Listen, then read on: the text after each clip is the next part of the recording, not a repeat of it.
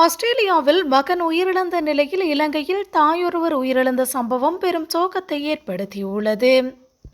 40 வயதான மகன் ஆஸ்திரேலியாவில் உயிரிழந்துள்ளார். 68 வயதான தாய் இலங்கையில் உயிரிழந்துள்ளார்.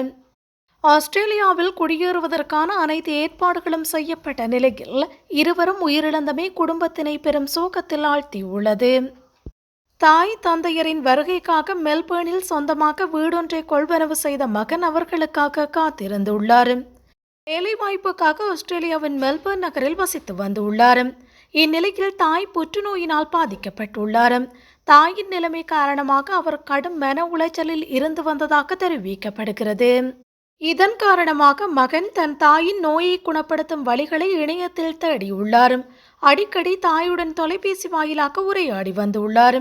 எனினும் திடீரென்று 3 நாட்களாக மகனிடமிருந்து எந்த ஒரு அழைப்பும் கிடைக்கவில்லை. இது தொடர்பில் ஆராய்ந்த போது மகன் தங்கியிருந்த அறையில் இறந்து கிடந்துள்ளார். மாரடைப்பு காரணமாக அவர் உயிரிழந்ததாக தெரிவிக்கப்படுகிறது. இந்நிலையில் மகன் இறந்தமை தொடர்பில் தாய்க்கு தெரியாமல் ரகசியமான முறையில் மகனின் இறுதி கிரிகைகள் மேற்கொள்ளப்பட்டன. எனினும் அடுத்த நாள் தாயும் இறந்துவிட்டார் என்று தந்தை தெரிவித்துள்ளார்.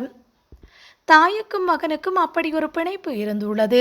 அந்த பிணைப்பினால் இருவரும் ஒன்றாக இறந்து விட்டார்கள் என்று தந்தையான சுனில் லக்ஷ்மன் தெரிவித்துள்ளார்.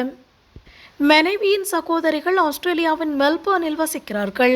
அவர்கள் அங்கு நிரந்தரமாக குடியேறியுள்ளனர்.